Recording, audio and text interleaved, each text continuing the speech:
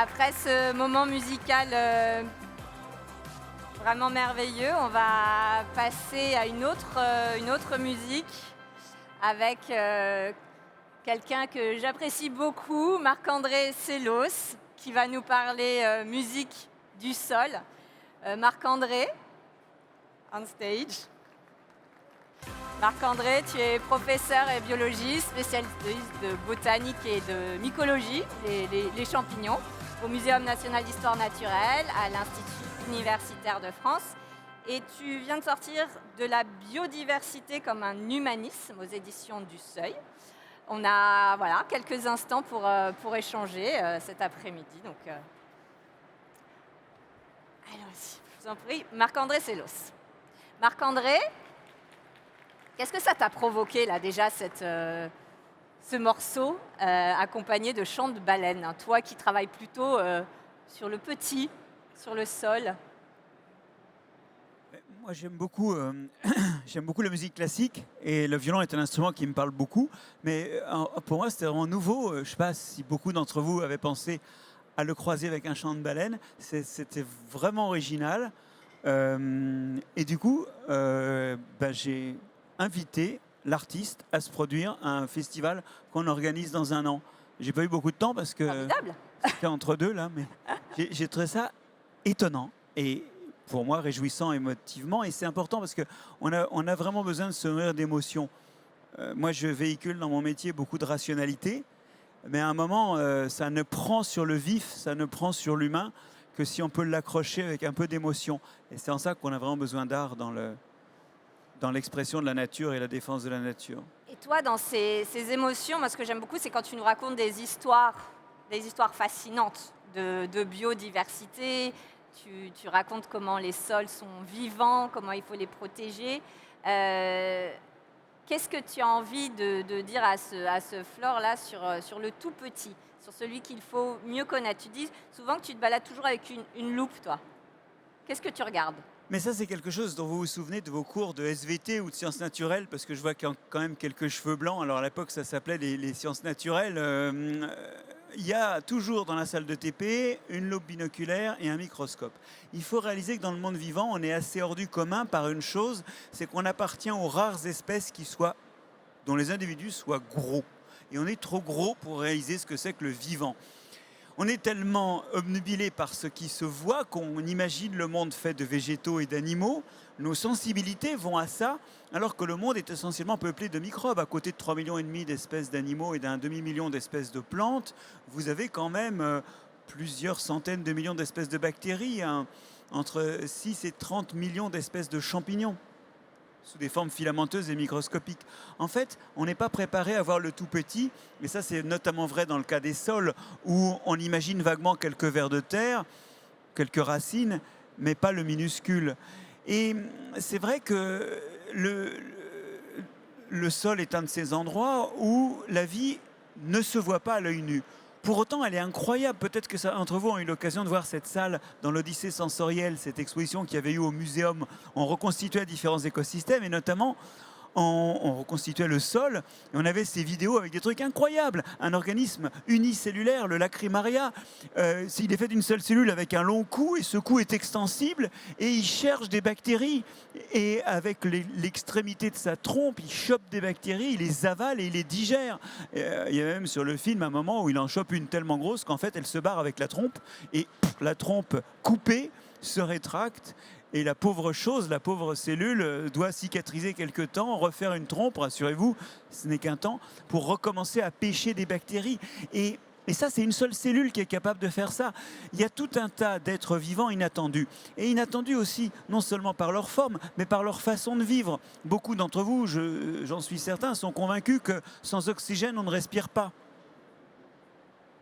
Alors ça, c'est un truc d'organisme de la surface du sol où effectivement, il y a peu de diversité, notamment peu de diversité de façon de vivre. Pour respirer, il faut ce qu'on appelle un oxydant. Et l'oxygène est le meilleur des oxydants. Si vous n'en avez pas, vous pouvez respirer au fer, vous pouvez respirer au sulfate, vous pouvez même respirer au CO2. Ce qui est amusant d'ailleurs, c'est que les gens connaissent bien les bactéries qui respirent au CO2. Parce que le déchet qu'elles produisent, c'est du méthane. C'est ces bactéries-là qui sont actives dans les méthaniseurs et qui produisent le méthane. Ce qui fait que tout le monde connaît les méthaniseurs et on ne réalise pas forcément que ce sont des bactéries qui respirent au CO2, au gaz carbonique, qui font ce méthane. Enfin, quoi qu'il en soit, même quand il n'y a pas d'oxygène dans le sol, il y a de la respiration parce qu'il y a une diversité incroyable. Et j'ai choisi ce dernier exemple pour vous dire qu'au-delà de l'extraordinaire diversité des formes qu'on peut aussi avoir dans les sols et des modes de vie, il y a aussi dans le microbien une extraordinaire diversité de façons de vivre. Quand vous voyez de la rouille, ce sont des bactéries qui sont en train d'oxyder le fer pour en dégager leur énergie. Elles respirent le fer, pas au fer, celles-là. Elles utilisent l'oxygène pour respirer du fer. Et le produit, c'est de la rouille. En fait, il faut que vous réalisiez que le monde, il est non seulement plus divers qu'on ne l'imagine quand on va dans le microbien, par la forme, mais aussi par les façons de vivre. Et plus Et ça- imaginatif aussi, Oui, ou adaptatif. adaptatif. Disons qu'il s'adapte à des diversités de situations qu'on n'imagine même pas. Et c'est pour ça que des fois, on a ce propos assez bizarre que les organismes, notamment certaines bactéries qui sont capables de vivre à 100 degrés, dans des solutions hyper acides ou au contraire hyper alcalines, on les appelle extrémophiles. Parce qu'on dit, ah oui, ils vivent dans des conditions externes. Mais si jamais il y a un Changenao en ce moment à Yellowstone, à 110 degrés, dans des vapeurs, dans des fumerolles extrêmement acides, bourrés de sulfate de ce parc volcanique, si jamais des bactéries organisent un séminaire, elles doivent être en train de parler de ces organismes extrémophiles qui sont capables de vivre entre 0 et 20 degrés en présence d'énormes quantités d'oxygène et surtout sans acidité. En fait, on a une vision très anthropocentrée, évidemment, du vivant, mais le vivant, c'est bien plus que ça. Et pour voir jusqu'où ça va, et je vais terminer par un chiffre en termes de profondeur, il faut aller dans le microbien. Un chiffre en termes de profondeur. La vie s'arrête à 120 degrés. Au-delà, on n'est pas sûr qu'il y ait de la vie. Bon. Eh bien, quand vous descendez, en gros, vous gagnez 1 degré tous les 30 mètres. Et il y a de la vie, des bactéries qui vivent de réactions bizarres. Alors, ne parlez même plus d'oxygène, dans les basaltes, dans les granites. Il y a de la vie jusqu'à 120 degrés. Alors, selon les endroits, ça fait 10, 15 kilomètres. Voilà. L'essentiel, en fait, de la vie. C'est des îlots de Non, vie. c'est continuellement entre les cristaux, il y en a un peu. C'est des lambeaux plutôt. Et ces lambeaux ne sont pas nombreux, mais ça fait quand même 7 tonnes de vie par kilomètre cube de roche. Et comme des kilomètres cubes de roche en dessous de 120 degrés, il y en a des tas, je vais vous dire, l'image de la vie de quelques bactéries qui vivent entre les cristaux d'obscures réactions chimiques, c'est beaucoup plus l'image du vivant qu'une forêt tropicale, un écosystème aquatique au sens où nous l'entendons, ou un champ cultivé, n'est-ce pas? En moyenne, le vivant sur Terre, c'est ça. Quelques bactéries glissées entre des cristaux qui réagissent, qui vivent de réactions chimiques improbables. Et ce vivant, il est aussi partout sur nous. En nous, on est habillé de vivant. On est recouvert de vivant. Oui. Alors, il n'y a pas que le mouton et le coton qui nous recouvrent et qui montrent notre dépendance au vivant. Il y a aussi ce pelage, ce microbiote cutané que nous avons, qui contribue beaucoup à nous protéger. Il y a aussi ces microbes qui pénètrent dans toutes les cavités de notre organisme et dont le total des cellules représente l'équivalent du nombre de cellules humaines que nous contenons. Alors, fort heureusement, ce sont surtout des bactéries et des champignons unicellulaires, des levures, dont les dimensions sont 10 à 100 fois plus petites que les nôtres. Donc le volume est en gros 1000 fois moindre que le nôtre. Du coup, vous et moi portons, toi et moi portons en gros 1 kilo et demi de microbes. Mais ça fait autant de cellules que nous en contenons. Et surtout, ça fait 5 à 10 000 espèces différentes par individu normalement lavé et normalement sain, en bonne santé. Vous réalisez à quel point vous êtes tellement gros qu'en fait, la biodiversité, c'est pas autour de vous, c'est dans vous aussi. Parce que vous êtes devenu un habitat à microbes. Et non seulement vous êtes un habitat à microbes, mais en plus, ces microbes, il y en a qui prennent soin du bâtiment. C'est vous, le bâtiment. Ils contribuent à votre santé. Certains microbes de la peau, certaines levures, les Malassezia, sont par exemple d'excellents écrans contre le staphylocoque doré, ce qui fait que n'importe qui pris au hasard dans la salle a 8 chances sur 10 d'être porteur de staphylocoque doré, mais n'en sera pas malade parce que ces Malassezia mènent une guerre impitoyable à ces staphylocoques dorés pour la bouffe. Parce qu'ils mangent la même chose, donc ils se battent.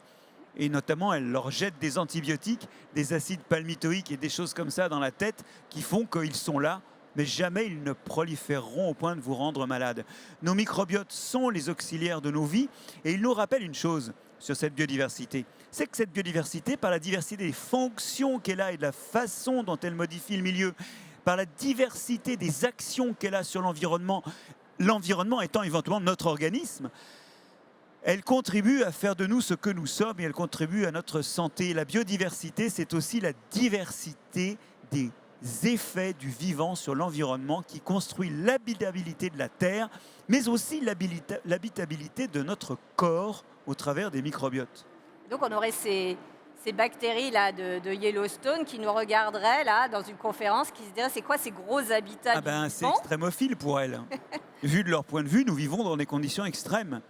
On est toujours, vous savez, l'extrême de quelqu'un ou l'étranger de l'autre, hein. Et quelquefois, il faut se mettre... Ben voilà, pour comprendre le vivant, il faut vraiment sortir de soi-même. Aller vers les baleines, c'est très important. Et on le voit très bien, des fois, il y a besoin de plus que d'un scientifique pour y aller. Mais ne vous arrêtez pas aux baleines. Allez vers la plante, vers la forêt.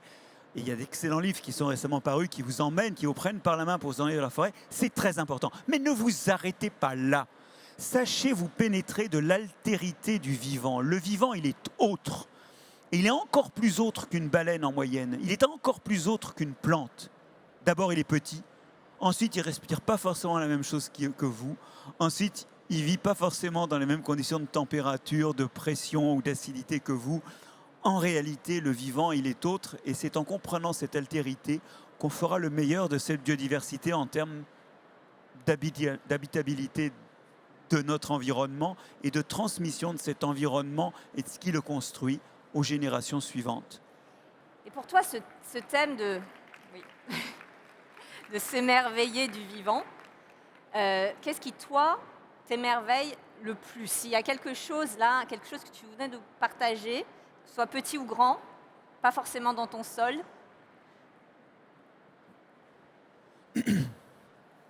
J'aimerais bien savoir, moi, parmi les dizaines de milliers de virus qu'il y a dans 1 gramme de feuilles, ou parmi sans doute le demi-million d'espèces de virus que vous abritez dans votre organisme, j'aimerais bien savoir, parce que je sais déjà qu'il y en a qui rendent malades, moi j'aimerais bien savoir, et on a quelques indices absolument extraordinaires de ça, mais j'aimerais bien savoir lequel ou lesquels font quoi qui font que cette feuille est en bonne santé ou que nous, on fonctionne bien. Parce que c'est sûr qu'il y a des bons et des méchants. Et pour l'instant, en matière de virus, je vais vous dire, nous connaissons les méchants parce que nous avons repéré leur turpitude. Tout le monde a vu la Covid, tout le monde a vu la grippe, beaucoup ont eu la gastro. Mais ceux qui aident, eh ben, c'est un continent inconnu. Alors, je préfère terminer par une question et une ignorance, car en science, le rôle de la science est de cerner les contours de l'ignorance. Le monde viral, c'est vraiment, si je devais recommencer ma vie de chercheur, c'est vraiment ce sur quoi je me poserais des questions, parce que nous sommes à l'aube de savoir ce que ça fait vraiment.